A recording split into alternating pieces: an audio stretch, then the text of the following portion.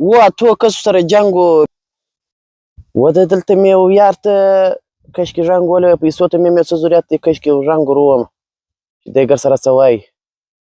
په دې باره کې الو ها یاره زما استاد انډوالي څو وخت کېږي